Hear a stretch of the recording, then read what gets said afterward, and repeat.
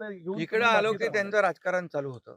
इकडे गावी आलो की त्यांना पोट दुखायला लागतं. तुम्ही एकटेच शेती दिल्लीला करता, बाकी दिल्लीला एकटे येतात शेती दिल्लीला करायला? दिल्लीला गेलो की पोटात दुखतं. कुठेही मी गेलो तरी पोटात दुखतं. त्यामुळे मी काय त्याचा विचार करत नाही. या सर्व पोटदुखीवाल्यांना आम्ही त्यांची व्यवस्था केलेली आहे. बाळासाहेब ठाकरे आपला दवाखाना मोफत. साहेब, एवढं पूर परिस्थिती दरम्यान पण आपल्या सरकारनं खूप चांगली मदत केलेली आहे, पण तरी सुद्धा आता काळी दिवाळीचं आंदोलन बघा, त्यांच्याकडे आता मुद्दे नाही आहेत. हं.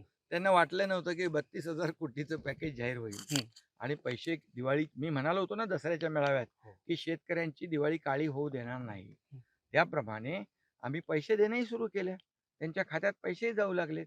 त्यामुळे बोलणार काय, मुद्दा नाही. मग मुद्द्याचं म्हणजे कुठल्याही मुद्द्याला धरून राजकारण करणं आता विरोधी पक्षाचं ते त्यांनी ठरवलेलंच आहे. म्हणजे विरोधकांचेच लोकांचं दिशाभूल करायचा हा प्रयत्न सुरू आहे का? दिशाभूल त्यांनी नेहमी दिशाभूल करण्याचा प्रयत्न करतातच.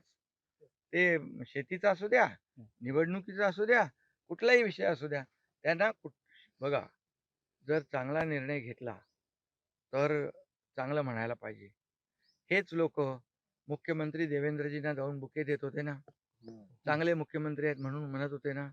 आता लगेच त्याच देवेंद्रजींना मुख्यमंत्री कसा फेल झाला, मुख्यमंत्री कसा अपयशी आहे, हेच म्हणजे ही दुटप्पी भूमिका आहे. आणि हे खरं म्हणजे हे रडगाणं आहे. कायमचं रडत राहायचं. बाळासाहेबांनी आम्हाला रडायला नाही, लढायला शिकवलेलं आहे.